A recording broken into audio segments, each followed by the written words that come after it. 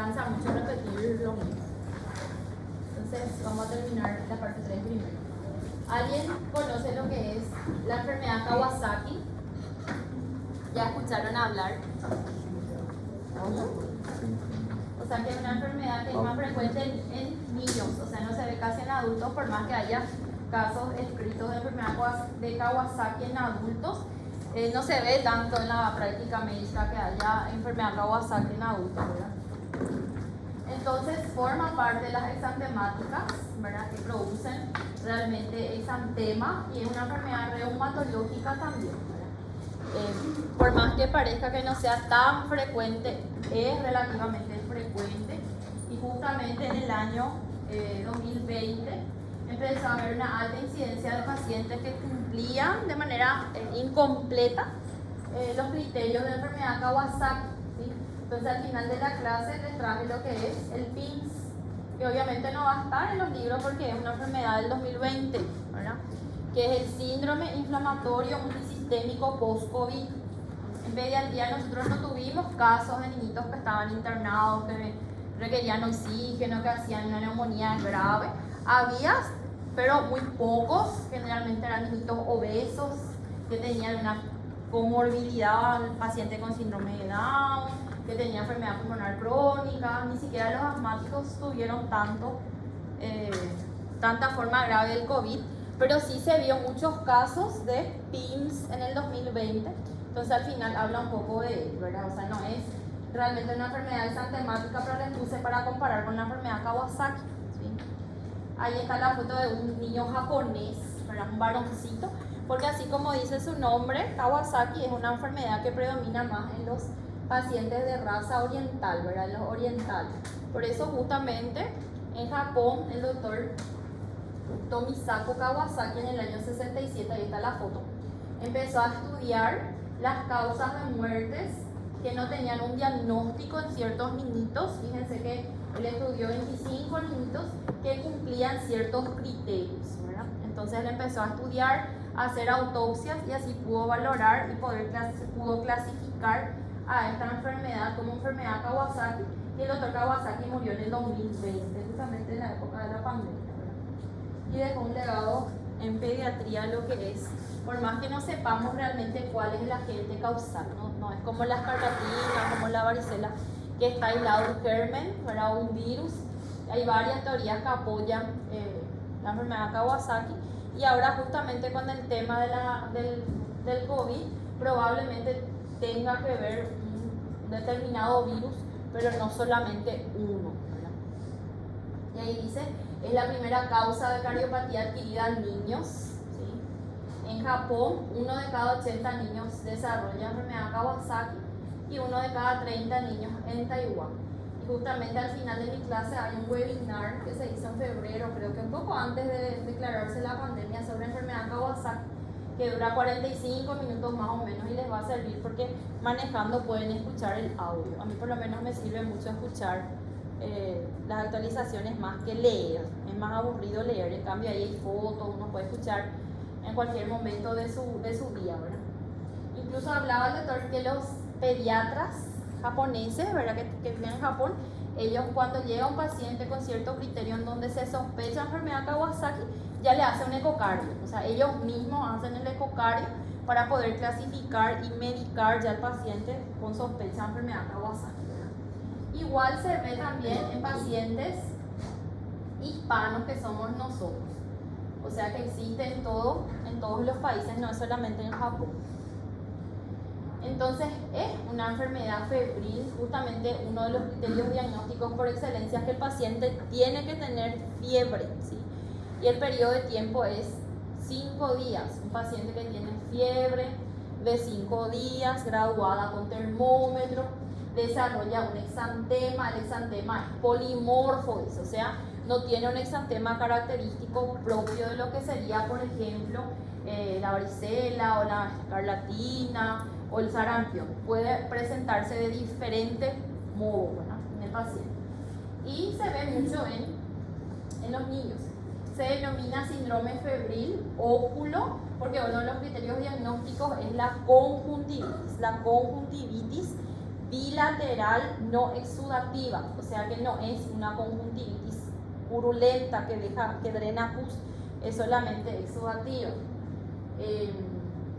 Buco cutáneo, dice buco viene de boca, entonces da la característica de que el paciente tenga una lengua aframbuesada, una lengua que llama la atención, que sea roja, incluso los labios pueden tener edema, ¿verdad? Se queda como si fuera que se puso colorete, porque se queda muy rojo, y puede llegar a ulcerarse también la boca, ¿verdad? Cutáneo en relación al exantema polimorfo que puede presentar. Acrodescamativo es porque descama, así como la enfermedad del sarampión, ¿se acuerdan que daba una descamación fina, como si fuera harina, ¿verdad? La enfermedad Kawasaki también descama, y generalmente descama manos y pies de forma grosera. Es como si fuera que se le puso plasticola y empieza a descamar las manos, los pies, puede tener las manos y los pies edematizados también. Y el famoso ganglio cervical unilateral no supurativo, forma como una masa, como un adenoflemón, pero sin pus, forma una masa que es uno de los criterios que menos se ve, pero está descrito en el libro, ¿sí? Y lo importante es la vasculitis, ¿verdad? Por eso es una enfermedad reumatológica, porque afecta toda la parte del sistema inmune, es un estado de hiperinflamación. Tanto así que todos los vasos pequeños también se inflaman. Afecta las arterias coronarias, produciendo anomalías en las mismas, de ahí su importancia. Se ven menores de 5 años, raro en los mayores de 8, pero existen, ¿verdad? La recuperación es completa en pacientes que no presentan vasculitis coronaria. Dependiendo del hallazgo a nivel ecocardiográfico va a ser el seguimiento, por eso no hay como decir un seguimiento para todos. Y hay una tasa de mortalidad generalmente por complicaciones cardíacas. Entonces los criterios diagnósticos del Kawasaki típico: fiebre de por lo menos 5 días, y hay que tener en cuenta que estos signos no aparecen todos juntos a la vez. De repente tiene 3 días de fiebre, 4 días de fiebre, y después va formando los otros síntomas o signos del paciente. Inyección conjuntival bien delimitada, no purulenta bilateral, la boca y la faringe eritematosa, la lengua frambuesada, labios rojos, secos que pueden fisurarse, la erupción polimorfa puede ser morbidiforme, escarlatiforme, maculopapular, no es solamente de un tipo, y alteraciones de las extremidades, edemas, con descamación de inicio periungueal. Y el ganglio cervical anterior, que mide más o menos 1,5, que en la mayoría de los casos puede establecer el diagnóstico antes del 5.º día de fiebre, o sea, ese ganglio, que es lo que menos vemos. Entonces, en síntesis, el diagnóstico requiere fiebre de por lo menos 5 días y 4 de las 5 características, o bien fiebre y 3 características, y manifestación cardíaca de la arteria coronaria. Entonces, es una enfermedad en la que yo necesito un ecocardio, en la que no puedo ocultar si tiene un aneurisma. Yo no tengo cómo saber eso, lamentablemente. Y así como les digo, no siempre los signos están presentes al mismo tiempo, ¿verdad? Hay otros signos acompañantes. Hay veces que decimos que no es frecuente en niñitos menores de 8 años. Igual se puede ver, aunque es más frecuente en menores de 8 años. El cuadro cutáneo me puede orientar al otro diagnóstico. Uno de ellos es la escarlatina, confunde mucho con la escarlatina. Y hay formas completas e incompletas. Y ahí se ve. La lengua frambuesada, ven cómo impresiona, mucho más roja que lo normal. Y tiene una fascia, este paciente por lo menos, porque no todo es tan matemático, ¿sí? ¿Cómo se llamaba esta fascia? No nos dieron a ustedes. Se ve mucho en el parvovirus, ¿verdad? El eritema infeccioso parece que se le dio una bofetada al niñito y tiene el cachete mucho más rojo, llama más la atención el exantema acentuado en la mejilla. Después está la inyección conjuntival, ven la conjuntivitis no purulenta a nivel de los ojos, ¿verdad? Este pacientito parecía que era asiático, ¿verdad? Es mucho más rojito el ojo a ese nivel. La erupción generalizada, ¿verdad? Y la descamación grosera de ese libro, ¿ves? Como si fuera que vos estás descascarando, es como si fuera que te bronceaste y te estás descascarando, no es tan fina como dice el sarampión. Y acá se ve la lengua frambuesada, descamación periungueal a nivel de las uñas. Y también se puede ver la cromoniquia. La cromoniquia es la alteración en el color de la uña que puede dar un color anaranjado, medio marrón, ¿verdad? Que también se describe en la enfermedad Kawasaki. ¿Y alguien sabe cuál es la otra enfermedad que hace? Una de las exantemáticas que todavía no vimos de las tres que ya vieron, que hace que el paciente pierda la uña, que se caiga la uña, y a veces la mamá se va asustada a consultar porque se cayó la uñita del niño y dice, ¿será que no tiene déficit de alguna vitamina? Que da una cromoniquia, ven que tiene como una doble aparición. Acá está más marroncita y después esta se cae. ¿No saben cuál era? Que da caída de uñas, ¿verdad? La enfermedad mano-pie-boca. La enfermedad mano-pie-boca, que es bastante autolimitada, es benigna, no es prevenible por vacuna, casi nunca se complica y a veces incluso el motivo de consulta es la caída de las uñas del paciente. Y acá se ve el edema en pies, el eritema generalizado. ¿O profunda se cae de medio? No, A veces se cae también. Depende. O altera solamente el color. Puede caerse y puede, o solamente alterar el color, pero está descrito también, ¿verdad? Y acá se ve la conjuntivitis bilateral. Fíjense las fisuras a nivel del labio, la lengua aframbuesada, en donde se ve más una prominencia de papilas, ¿verdad? En la lengua es la famosa lengua en fresa blanca, o sea, al comienzo es blanquecina y después se queda más roja. El exantema polimorfo, acá está el ganglio cervical unilateral mayor a 1,5, parece mucho una parotiditis. Y esto es lo que menos vemos en la enfermedad Kawasaki, es el ganglio. Después está el edema de manos, con un exantema a nivel de las manos también. El edema en pies, con la descamación periungueal. Cuando tiene todos estos hallazgos es fácil, pero el problema es que no siempre es así. A veces tiene fiebre, tiene conjuntivitis, tiene exantema. ¿Cuál es otra exantemática que da fiebre? ¿Verdad? Conjuntivitis, fiebre con exantema, conjuntivitis. Y otro que es frecuente en nuestro medio, fiebre, conjuntivitis y exantema, polimorfo, pruriginoso. ¿Cuál puede ser? Da dolor abdominal, pero no da descamación. No. En nuestro medio. Sarampión, Paraguay libre del 98. No. La catapora da como. Da lesiones en piel en diversos estadios evolutivos. Da pápulas, ampollas, vesículas, costras. Es la única exantemática que da el dengue. El dengue da fiebre, exantema, prurito, conjuntivitis no exudativa, ¿verdad? Que a veces está acompañado de dolor abdominal porque justamente produce hepatomegalia, ¿verdad? Si el virus del dengue es un virus hepatotrópico, le gusta el tiro. Y acá se ve un niñito que obviamente estaba en la terapia, ahora ven que se está alimentado por sonda nasogástrica y tiene no solamente la fisura, sino que hizo como una necrosis a nivel del labio, ¿verdad? De la mucosa. Entonces no es tan matemático también. Como dice el doctor, no hay un exantema característico, es morbidiforme, ¿verdad? Parece incluso petequial.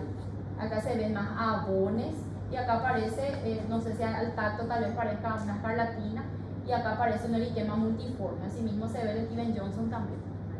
Entonces no es fácil por el exantema hacer un diagnóstico, pero si voy juntando todos los signos y síntomas puedo pensar en una enfermedad Kawasaki. Luego está la BCG-itis, ¿verdad? La BCG-itis menciona el doctor justamente, también en el libro está, es más prevalente que la linfadenopatía cervical, ¿verdad? De 399 pacientes, 24% presentó reacción en BCG. La reacción en BCG es una reactivación de la cicatriz por BCG. O sea, los que tenemos vacuna contra la BCG, que acuérdense, no se aplica en todos los países del mundo. O sea, se aplica en los países en donde la tuberculosis es endémica. En Brasil, en Paraguay, en Uruguay, ¿verdad? no se aplica justamente en Japón y en países europeos. Ellos no tienen vacuna contra la BCG. Entonces esta foto era de México. Y justamente reactiva esa inflamación. Ven la diversa morfología que tiene alrededor de la vacuna que se aplicó en algún momento. Entonces son la BCG. Produce reactivación. No, esa es la BCG es una inflamación de la vacuna, del sitio de la vacuna de la BCG. Es como un signo que da la enfermedad Kawasaki. Sí, es un signo. No es una enfermedad. Es un signo que incluso es más prevalente que la adenopatía, es lo más nuevo, ¿verdad? Está también en el Red Book, pero yo no suelo ver.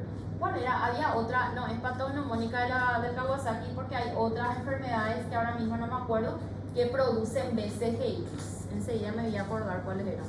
Pero no es solamente esa, ¿verdad? O sea, una reactivación de la cicatriz de la BCG. Antes, en el año, bueno, cuando yo era residente se vacunaban otra vez. Cuando dábamos vacuna, si el niño no desarrolla la cicatriz, era un criterio de revacunación, ¿verdad? Porque se decía que no, el cuerpo no desarrolló los anticuerpos necesarios, entonces se volvía a revacunar 4 semanas después. Después se sacó esa teoría, es independiente que el paciente desarrolle o no desarrolle porque saben que eso tiene etapas, ¿verdad? La cicatriz contra la BCG tiene etapas, entonces depende mucho de eso. Y acá se ve el edema de manos con un exantema, la descamación grosera, la cromonitia, ¿verdad? Y acá está. Súper lindo, igual que lo que es mano, pie, boca. Así mismo se ve. Van a consultar mano, pie, boca. A veces el paciente, la mamá te dice, ay doctora, él parece que le picó todo mosquito nomás.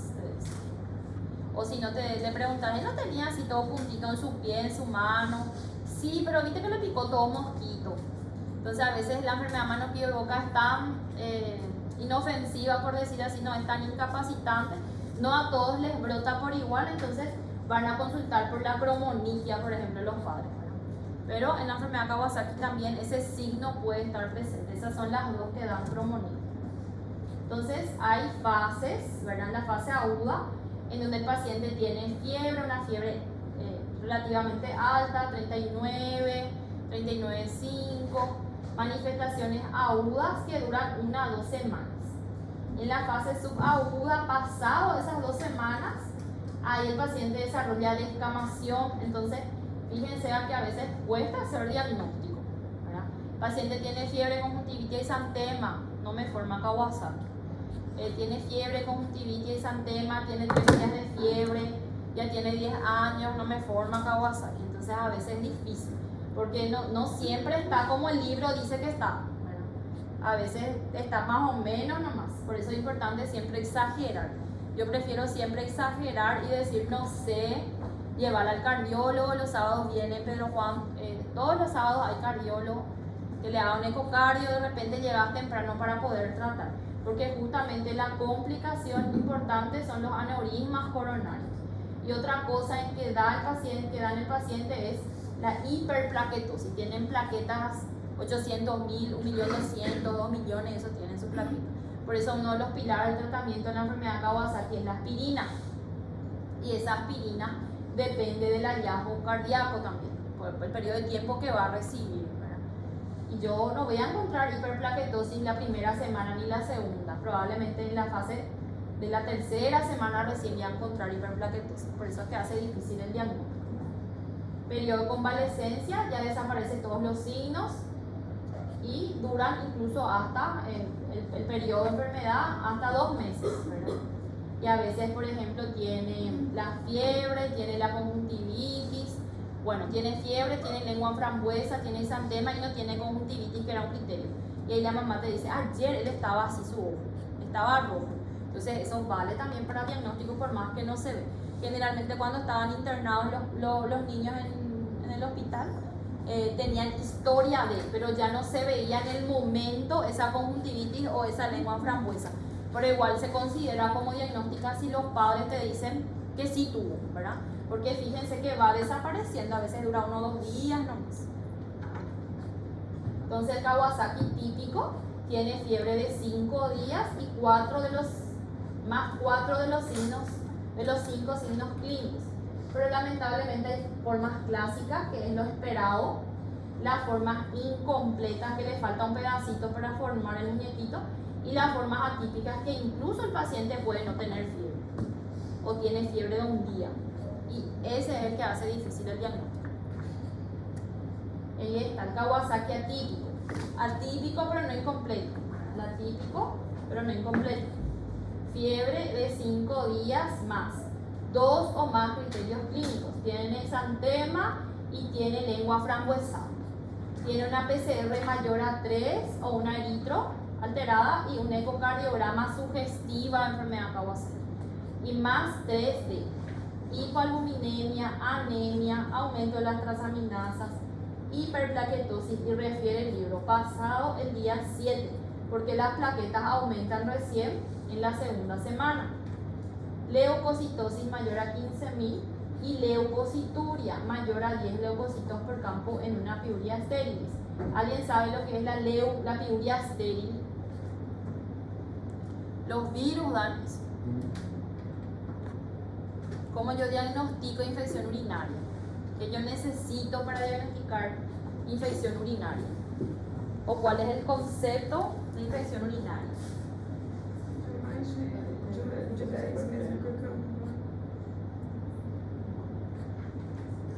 Cuando yo hablo de infección urinaria, si yo tengo ¿qué en la orina?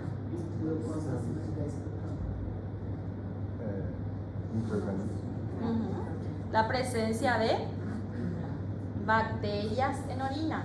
¿Cuántas unidades formadoras de colonia yo tengo que tener en una orina simple? O sea, en una toma de muestra de orina simple, que es la orina al acecho. O sea, yo me voy, orino y dejo la muestra. Esa es la orina al acecho, que en el niño continente es valedero, ¿verdad? Si es que es tomado de forma correcta.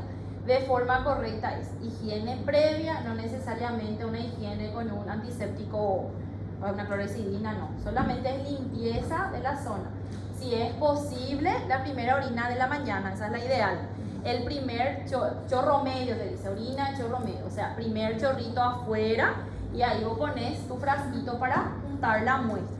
Otra cosa, ¿cuánto tiempo tengo para llevar en el laboratorio? 3. Incluso hay laboratorios que no te aceptan. Hasta media hora, ¿verdad? Entonces imagínense una mamá que no se le explicó correctamente y ella le toma la muestra a un bebé a la noche y a la mañana lleva la muestra. Obviamente que está recontaminado, ¿verdad? Entonces depende mucho, o que manosee, porque otra cosa es abrir, poner, cerrar, y está manoseando continuamente el frasquito, entonces va a tener también una mala toma de muestra. Entonces, por definición, en lo que es orina de chorro medio, presencia de bacterias en orinas de un solo tipo mayor a 100.000 unidades formadoras de colonia en una muestra tomada al acecho de manera correcta, porque si es de manera incorrecta y es más de una bacteria, probablemente no es una infección urinaria, es una mala toma de muestra. Entonces yo le tengo que explicar a la mamá cómo tiene que tomar. Y hay laboratorios en Brasil, por ejemplo, ciertos laboratorios no aceptan que vos lleves tu muestra. Vos tenés que irte allá, orinás en el laboratorio y dejas la muestra ahí, porque ella no sabe cómo se tomó, hace cuánto tiempo. Es fácil mentir en la hora, ¿verdad? Y ahí te tiene que salir la sensibilidad antibiótica también. Pero hay ciertas enfermedades, adenovirus, dengue, Kawasaki, el famoso PIMS, que da piuria estéril. Cuando dice piuria estéril es más de 10 leucocitos en orina en una toma de muestra de orina simple en donde no hay crecimiento bacteriano. Entonces fácilmente una persona que no entiende, si tiene acá 20 por campo, tiene una infección urinaria, pero no tiene una infección urinaria. Lo que pasa es que su cuerpo está en un estado de hiperinflamación, y al estar en un estado de hiperinflamación sus leucocitos se van a ir por todos lados ¿verdad? O van a bajar el número en un hemograma, como hizo por ejemplo el PIMS, o va a empezar a disparar en todos lados. Y otra cosa que siempre dicen estúpidamente, las células epiteliales. Las células epiteliales no tienen nada que ver con la infección urinaria. Esa es una descamación del epitelio, nada más lo que se ve y que describe la bioquímica que se vio. No es que porque tiene tantas células y probablemente una mala toma de orina, ¿verdad? Entonces no tiene nada que ver. Yo realmente necesito un cultivo para poder decir que es una infección urinaria. Ahora, si mi paciente es un lactante con una fiebre sin foco, constatada, que tiene una orina simple y patológica y no completa nada de esto, ahí yo puedo pensar en una infección urinaria, ¿verdad? O sea, él tiene fiebre, rechazo alimentar, pero él no tiene nada de pensar en Kawasaki. Ahí yo voy a tratar, porque la toma de cultivo acá tarda una semana, no es como una asunción que en 48 horas tenemos. Entonces es complicado, es re empírico lo que hacemos Pedro Juan, pero es lo que hay. Lo correcto sería, realmente los laboratorios lo son orina simple y abajo te informa tinción de Gram. Si en la tinción de Gram ve un Gram negativo, ya te informa porque es algo que vos mirás enseguida. Tinción de Gram positivo para bacteria Gram negativa, ya lo que le vas a tratar. Es muy probable que sea una infección urinaria, pero eso no informa al laboratorio de aquí. Ningún laboratorio informa eso. Recién te informa una semana después, cuando ya te moriste de infección urinaria o ya te trataste empíricamente, porque lo correcto es ver la sensibilidad antibiótica y bajar el espectro si es que te cubre un antibiótico más sensible. Por ejemplo, la ampicilina en la gestante si está encamada, ¿verdad? Cosas así. Bueno, después ahí dice evaluación del paciente con Kawasaki incompleto. Niño con fiebre de 5 días, 2 criterios clínicos, o lactante con fiebre de 7 días sin explicación. ¿Cuál es el otro virus que da fiebre de una semana? Una semana, da adenopatías importantes.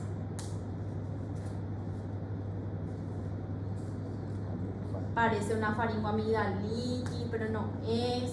Le dan amoxicilina y hace una reacción a la amoxicilina peor, le sale un rash. Porque una cosa equivocada es pensar que las placas, o sea, la presencia de placas blanquecinas en los espirales amigdalinos es sinónimo de estrepto. No es sinónimo de estrepto, mucho menos en el niñito menor de 5 años. ¿Cuál es la enfermedad viral que da eso? Mononucleosis. La mononucleosis, el virus de Epstein-Barr, una enfermedad del beso. Entonces da también hepatomegalia, da también piuria estéril, da reacción cruzada. El paciente tiene serología positiva para chikungunya, tiene serología positiva para Epstein-Barr y no entendés qué es lo que está parada, porque no todas las enfermedades son, no es que leen el libro, o sea, te da reacción cruzada, eso bueno. Entonces es bastante complicado, es bueno tener todo a mano para poder valorar el diagnóstico del paciente. Mononucleosis, chikungunya y adenovirus da reacción cruzada. Son todos virus. Y fíjense que el paciente tiene una semana de fiebre, 8 días de fiebre, y bueno, le inicia antibiótico y la mamá se muere. Porque viene fulanita y un día le hace su selección y se curó. Lo que pasa es que ya pasó 8 días de su enfermedad, ¿verdad? Era el periodo de tiempo que se iba a curar nomás. Por eso a veces cuando cambian de pediatras, eso es lo que ocurre. En una enfermedad viral que tarda 4 días, 5 días, 6 días, 7 días de fiebre, y se va a consulta con X persona y la X persona le da antibiótico y se cura, pero lo que pasa es que ya pasó el periodo de fiebre de la enfermedad viral. Adenovirus da 8 días, 9 días de fiebre. Bueno, después dice, hay que evaluar al paciente, si la fiebre persiste, hay que hacer otro ecocardio en la descamación, y ahí se trata. Y después está la otra opción para tratar. Bueno, esto ya les dije, ahí está la presencia de dilatación de la arteria coronaria derecha, es la más frecuente. El ecocardiograma se debe realizar cuando sospecha enfermedad Kawasaki, 2 a 3 semanas después, y si el ecocardio al ingreso es normal, igual repito en 8 semanas. O sea, igual tengo que ir buscando la enfermedad Kawasaki. Es raro en el adulto. Y ahí está el tratamiento. Ácido acetil salicílico, para dosis antiinflamatoria. Fíjense que toma 2 meses más o menos su aspirina, un promedio. Las dosis son los que van cambiando con el paso del tiempo. Ahora se hace una dosis más baja, mucho más baja. Y también puede recibir dosis de gamma globulina endovenosa, que es la dosis de elección. Generalmente una dosis única, se gotea por 12 horas dentro de los 10 primeros días de fiebre. Yo tengo 10 días para diagnosticar Kawasaki. Cuanto más días pasa, menos posibilidad que el paciente, hay más posibilidad que el paciente desarrolle aneurisma. Mi plan es medicarle con una gamma globulina, porque justamente demostró que disminuye la incidencia de los aneurismas en arteria coronaria. Si más tardo, más posibilidad que se complique a nivel cardíaco mi paciente tenga. Y ahí está, es eficaz en reducir la incidencia de los aneurismas y es un efecto inmunomodulador, es lo que tiene. Bueno, hasta ahí es la enfermedad Kawasaki. No sé si tienen preguntas.